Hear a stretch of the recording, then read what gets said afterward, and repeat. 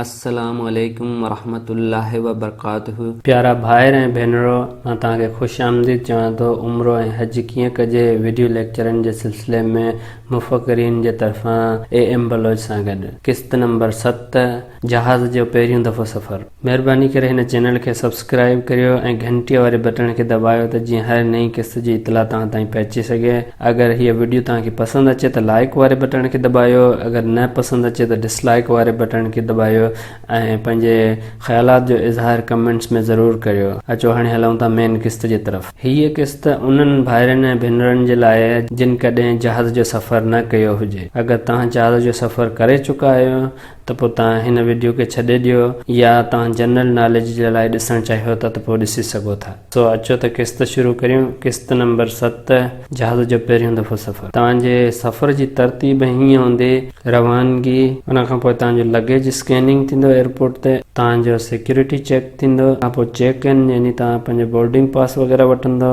उनखां पोइ इमिग्रेशन थींदी, पोइ वरी इमिग्रेशन, उनखां पोइ वरी सिक्योरिटी चेक, पोइ तव्हां गेटनि ते इंतज़ारु कंदव, उनखां पोइ तव्हांजी बोर्डिंग थींदी, तव्हांखे जहाज़ जे अंदरि वठी वेंदा ऐं पोइ तव्हां जहाज़ जे अंदरि हूंदव। जॾहिं तव्हां सऊदी अरब में पहुचंदव त उते वरी तव्हांजी इमिग्रेशन थींदी, तव्हां बैगेज क्लेम लाइ वेंदव, तव्हांजा सामान खणंदव ऐं उते तव्हांजो बैग स्कैनिंग वग़ैरह थींदी ऐं जॾहिं तव्हां उतां ॿाहिरि अचो त पोइ तव्हां एयरपोर्ट खां ॿाहिरि हूंदो ऐं सऊदी अरब जे अंदरि दाख़िल थी चुको हूंदो। छो त तव्हांखे तफ़सील सां क़दम ब क़दम सम्झायां कीअं तव्हां जहाज़ जो सफ़र कंदव पहिरियों दफ़ो जहाज़ में। हीअ तस्वीर आहे रवानगी जी।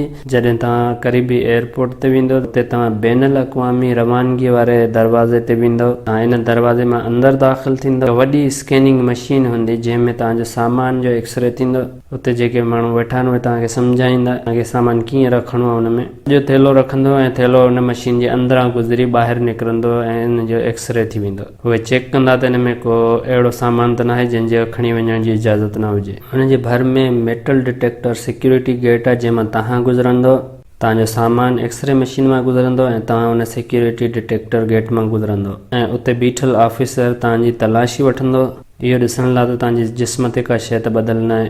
जॾहिं तव्हां सिक्योरिटी मां क्लियर थी ॿाहिरि निकिरो, टिकेटिंग ऐं चेक इन एरिया में वेंदव। तव्हांखे वॾियूं टीवी जूं स्क्रीनूं लॻल नज़र ईंदियूं ऐं तव्हांखे ॾिसणो आहे की तव्हांजी कहिड़ी एयरलाइन आहे। जेतिरी बि मुमकिन एयरलाइनूं आहिनि उन्हनि जा काउंटर तव्हांखे नज़र ईंदा ऐं उन्हनि स्क्रीननि ते फ्लाइट जा नंबर ऐं टाइम दर्ज थियल हूंदा। तव्हांजे टिकट ते लिखियलु हूंदो त कहिड़ी एयरलाइन जी तव्हांजी फ्लाइट आहे, PIA जी आहे, सऊदी एयरलाइन जी आहे या इमरत जी आहे वग़ैरह वग़ैरह। जेका बि तव्हांजी एयरलाइन हुजे त तव्हां उन जे काउंटर ते हलिया वञिजो। तव्हांखे ख़बर न पवे त उते बीठल कंहिं बि शख़्स खां पुछंदो त उहे तव्हांखे ॿुधाए वठंदा। उते काउंटर ते वेठल ऑफिसर तव्हांजी टिकट चेक कंदा, तव्हांजो पासपोर्ट ID वग़ैरह चेक कंदा, वीज़ा चेक कंदा, पोइ तव्हांजो सामान अंदरि रखंदा। तव्हां वटि को नंढो बैग हुजे त उहो तव्हां हथ में खणी सघो था। तव्हांखे हिकु पास ॾींदा जंहिंखे बोर्डिंग पास चइबो आहे। इन वारो हाल अहिड़ो नज़र ईंदो आहे। ॾिसो जीअं PIA जे काउंटर ते माण्हू बीठा आहिनि, तव्हां बि जेका एयरलाइन हूंदी हुन जे काउंटर ते वञी बीहंदो। तव्हां पंहिंजो सामान जमा कराईंदो, कागज़ चेक कराईंदो ऐं पोइ तव्हांखे बोर्डिंग पास मिलंदो। हीअ स्क्रीन ते हिकिड़ो बोर्डिंग पास जो नमूनो आहे जेको PI जे तरफ़ां आहे। तव्हांखे अहिड़ो ई को बोर्डिंग पास मिलंदो। बोर्डिंग पास ते तव्हांजे सीट नंबर लिखियलु हूंदो, गेट नंबर लिखियलु हूंदो ऐं तव्हांजे जहाज़ जो टाइम वग़ैरह। हुते वधंदे तव्हांखे इमिग्रेशन ते वञिणो पवंदो। स्क्रीन जे उल्टे हथ ते ॾिसो माण्हू बीठा आहिनि इमिग्रेशन जे लाइ ऐं सीधे हथ ते इमिग्रेशन ऑफिसर वेठा आहिनि। इमिग्रेशन ऑफिसर तव्हांजो वीज़ा वग़ैरह चेक कंदा ऐं तव्हांजे पासपोर्ट ते एग्ज़िट जो ठपो हणंदा। जॾहिं तव्हांजी इमिग्रेशन क्लियर थी वेंदी, अॻिए क़दम ते इमिग्रेशन चेक थींदो। जीअं हीअ ख़ातून ऑफिसर चेक पई करे कागज़, पोइ ऑफिसर बीठो हूंदो जेको तव्हांजा कागज़ चेक कंदो। ऑफिसर चेक कंदो त तव्हांजा कागज़ सही आहिनि ऐं तव्हांखे एग्ज़िट जो स्टैम्प लॻल आहे पासपोर्ट ते। जीअं उतां ॿाहिरि ईंदव त सिक्योरिटी चेक थींदो।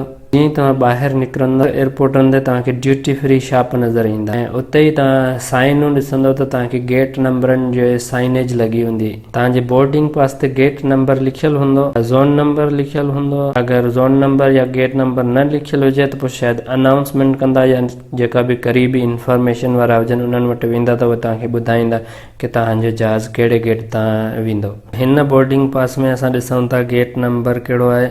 अगरि तव्हां ॾिसो त हिते गेट जे हेठां 25 नंबर लिखियो पियो आहे इकोनॉमी जे मथां, त गेट नंबर 25 आहे हिन बोर्डिंग पास ते। तव्हांखे गेट नंबर लिखियलु तव्हांजे बोर्डिंग पास ते नज़र ईंदो। ऐं जीअं तव्हांखे तव्हांजे गेट नंबर जो ख़बर पए त मथे तव्हां बोर्डनि ते ॾिसो की उहो कहिड़े तरफ़ आहे, तरफ़ तव्हां रवाना थी वञो। तव्हां गेट नंबर न वेंदा पिया त वञण जो बि रस्तो हूंदो या एलिवेटर हूंदा, उन्हनि तां बि तव्हां वञी सघो था। हिते हलिया वञो तव्हांखे तव्हांजो गेट नंबर नज़र ईंदो, मथे ॾिसण में गेट नंबर आहे, ईअं तव्हांजो गेट नंबर बि लिखियल तव्हांखे नज़र अची वेंदो। गेट नंबर जे पासे में ई सीटूं हूंदियूं जिते माण्हू इंतज़ारु करे रहिया हूंदा, तव्हां बि उते ख़ाली सीट ते वेही इंतज़ारु करियो। तव्हां उते वेठा रहो जेसि ताईं उहे अनाउंसमेंट कंदा, जेके बि माण्हू उन गेट ते बीठा आहिनि उहे गेट ते लाइन लॻाईंदा। जॾहिं उहे लाइन लॻाइनि त तव्हां बि उन लाइन में शुरू थी वञो। पोइ तव्हांखे अॻिते वठी वेंदा, टनल हूंदो आहे जंहिंजे अंदरां वञी तव्हां जहाज़ ताईं पहुचंदो। एयरपोर्ट खां वठी सिधो जहाज़ जे दरवाज़े सां लॻियल हूंदो आहे। अंदर जो मंज़र आहे जितां तव्हां वेंदव, बिल्कुलु सही रस्तो आहे वञण जे लाइ, सिधो जहाज़ ताईं पहुचाईंदो। कॾहिं कॾहिं उहे डायरेक्ट बोर्डिंग कंदा, यानी तव्हांखे जहाज़ जे भर में लाहींदा वञी, उतां सीढ़ी लॻल हूंदी, उन तां चढ़ी तव्हां जहाज़ में चढ़ंदव। अगरि उन्हनि तव्हांखे डायरेक्ट जहाज़ ते चाढ़ियो त उहो तव्हांखे बस वग़ैरह में वठी वेंदा जहाज़ जे भर में, ऐं पोइ उतां सीढ़ी लॻल हूंदी, उतां तव्हांखे चाढ़ींदा। अक्सर उहे तव्हांखे डायरेक्ट उन टनल मंझां एयरपोर्ट मंझां ई वेंदो, सिधो वञी जहाज़ में चढ़ंदो। जे अंदर जो मंज़र आहे हीअं जहाज़ अंदरां नज़र ईंदो आहे। वारा जहाज़ अक्सर वॾा हूंदा आहिनि, तमामु घणियूं सीटूं हूंदियूं आहिनि, जो कतारूं आहिनि, हर सीट जे पोयां स्क्रीन लॻल आहे इंफोटेनमेंट जे लाइ। कुझु एयरलाइननि जे जहाज़नि में आहिनि, कुझु में थी सघे थो न हुजनि। जहाज़ अंदर खां अहिड़ो ई लॻंदो त विच मां लंघण जो रस्तो हूंदो या ॿिन्ही साइडनि खां लंघण जो रस्तो हूंदो। जॾहिं तव्हां वेंदव पियो त मथे तव्हांखे सीट नंबर लिखियल नज़र ईंदो। बोर्डिंग पास ते तव्हांजो सीट नंबर लिखियल हूंदो आहे। मथे ॾिसो हीउ 12 नंबर आहे, 12D, 12E ऐं 12F, टे ई सीटूं हिते हूंदियूं। अगरि तव्हांजी सीट 12D आहे या 12E आहे या 12F आहे त पोइ तव्हां उन सीट ते वेहंदो। अगरि तव्हांखे सम्झ न अचे त उते एयर होस्टूं बीठल हूंदियूं, उन्हनि खे चवंदो त उहे तव्हांखे सीट ॾेखारे ऐं उते तव्हांखे विहारींदियूं। ऐं कुझु एयरलाइननि में हीअं सीट नंबर हूंदा आहिनि ऐं उहे ॿुधाईंदा आहिनि विंडो वारी सीट बि कहिड़ी आहे। जीअं हिन में ॾिसो A विंडो आहे, B सेंटर वारी आहे ऐं C आयल वारी आहे। मूंखे मथे ॾिसंदो त ख़बर पइजी वेंदी। एयरलाइननि में वरी विंडो सीट जे अॻियां नंढिड़ो विंडो जो निशान ठहियल हूंदो आहे। जीअं हिन 26 में F वारी विंडो आहे ऐं 7 में A वारी विंडो सीट आहे। कॾहिं माण्हू शौक़ सां खिड़कीअ वारी सीट ते वेहणु पसंदि कंदा आहिनि, पर उन्हनि खे ख़बर न आहे त उन्हनि जी सीट खिड़कीअ वारी आहे या न आहे। त ईअं तव्हां ॾिसी सघो था त छा तव्हांजी सीट खिड़कीअ वारी आहे या न। सीट नंबरनि जे मथां ई इहो कंपार्टमेंट हूंदो आहे, तव्हांजे नंढा जेको हथ में सामान खणी वेंदो आहे उनखे रखण जे लाइ, जंहिंखे हैंड कैरी चवंदा आहिनि। सो तव्हां वटि नंढो थेलो हुजे त उहो सीट जे मथां रखो ऐं पोइ सीट ते विहो। जीअं तव्हां सीट ते बीहंदो तव्हांखे सीट बेल्ट लॻाइणो हूंदो। सीट बेल्ट जा इहे 2 कड़ा हूंदा आहिनि, उनखे हीअं तव्हांखे हथ में झलणो आहे ऐं हिन साॼे हथ वारे खे उल्टे हथ वारे कड़े जे अंदरि विझणो आहे ऐं ॿिए पासे खां बेल्ट खे छिकींदो त उहो टाइट थी वेंदो। तव्हांखे खोलणो हुजे त हिनखे हिन तरीक़े सां मथे कंदो बटण खे त खुली वेंदो तव्हांजो सीट बेल्ट। सीटनि जे मथां साइनूं ठहियल हूंदियूं, जीअं हीअ ॾिसो सिगरेट पीअण जी मना जी निशानी आहे ऐं सीट बेल्ट हणी रहण जी निशानी आहे। सीट बेल्ट जी साइन स्विच ऑफ करे छॾींदा आहिनि त सिर्फ़ु नो स्मोकिंग जी साइन लॻी पई हूंदी आहे, तॾहिं तव्हां सीट बेल्ट खोले सघो था। पर इहो चङो आहे जे तव्हां हर वक़्तु सीट बेल्ट लॻो ई रखणु ॾियो। ऐं अगरि तव्हां वॉशरूम वञणु था चाहियो त जहाज़ जे वॉशरूम खे लेवेटोरी चवंदा आहिनि। कुझु एयरलाइननि जा साए रंग जा आहिनि ऐं कुझु ॻाढ़े रंग जा निशान लॻल आहिनि वॉशरूमनि जा। वॉशरूम मसरूफ़ हूंदा आहिनि त उहे ॻाढ़ी लाइट ॿरंदी ऐं जॾहिं ख़ाली हूंदा त साई लाइट ॿरंदी। ख़बर पइजी वेंदी जीअं तव्हां ॾिसंदो। हिकु साइड ते मर्दनि जे लाइ आहिनि त ॿिए साइड ते औरतुनि जे लाइ हिमाम आहे। तो कहिड़ी साइड मर्दनि जी आहे ऐं कहिड़ी साइड ते निशान औरतुनि जो लॻियल आहे, उन साइड वारो औरतुनि जे लाइ वॉशरूम हूंदो आहे। अगरि तव्हांखे ज़रूरत हुजे त तव्हां वञी सघो था। एयरलाइन जो वॉशरूम जो अंदर जो मंज़र आहे, ॾाढो तंग वॉशरूम हूंदो आहे। तव्हां ख़बरदारी सां कमु वठिजो, तव्हांजो अहराम साइडनि ते लॻी जेको आहे गलीज़ थी सघे थो। इन जे करे थी सघे त तव्हां जहाज़ जो वॉशरूम न इस्तेमालु करियो ऐं एयरपोर्ट जो बि न करियो, पंहिंजे होटल ते वञी करियो या घरां करे अचो। एमरजेंसी थिए त तव्हां वञी सघो था। हे कुझु बटण ऐं फंक्शनूं आहिनि सीट जे मथे, तव्हां ॾिसंदो त तव्हांखे नज़र ईंदो। हे AC खे वधाइण या घटाइण जे लाइ तव्हां हिनखे स्क्रू वांगुरु घुमाए सघो था, ज़्यादा AC करे सघो था या कम या बंदि करणी हुजे।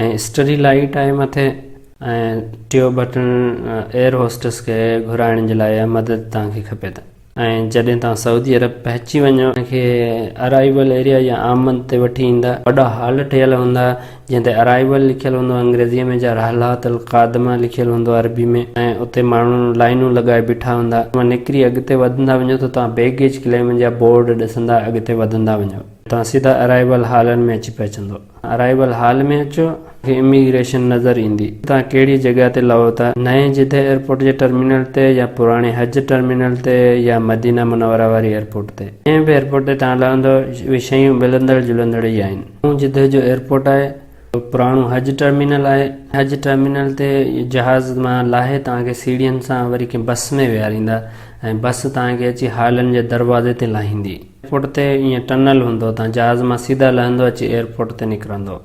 सो तव्हां बैगेज क्लेम जो निशानी खे फॉलो कंदा अॻिते वञो। इहो कन्वेयर बेल्ट हूंदो जंहिं ते बैग पिया घुमंदा। हिते पहुचो त तव्हां पंहिंजो बैग खणो।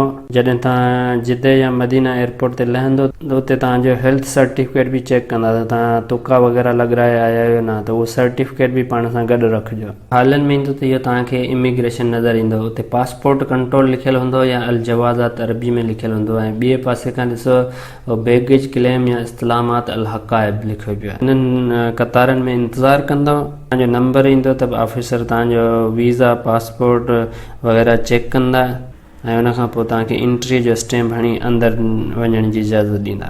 ऐं जीअं इमिग्रेशन खां अॻियां वेंदो त हितां वञी तव्हां पंहिंजो बैग खणंदा। तव्हांखे देरि थी वञे त पोइ तव्हांजो बैग थी सघे थो हेठि लाहे छॾीनि, त पोइ उन्हनि में ॻोल्हे तव्हांजो बैग लभियो। अगरि तव्हांखे सम्झ में न अचे छो त हिकु जहिड़ा बैग घणेई हूंदा आहिनि, त तव्हांखे जेको स्टिकर मिलंदो अहिड़ो टैग तव्हांखे तव्हांजे बोर्डिंग पास जे टुकड़े जे हेठां लॻल हूंदो जंहिं ते नंबर लिखियलु हूंदो ऐं इन जो ॿियो अधु जेको आहे उहो बैग ते लॻल हूंदो। त तव्हां इहो नंबर तव्हांजे बैग वारे नंबर सां मैच करे तव्हां पंहिंजो बैग जेको आहे ॻोल्हे सघो था, अगरि हिकु जहिड़ा बैग घणा हुजनि उते। जीअं तव्हांखे बैग मिली वञे त तव्हां खणी अॻियां सिक्योरिटी चेक जे लाइ वञो। हुते तव्हांजो बैग एक्सरे थींदो, उनखां पोइ तव्हां एयरपोर्ट खां ॿाहिरि अची वेंदो ऐं हाणे तव्हां सऊदी अरब में आहियो।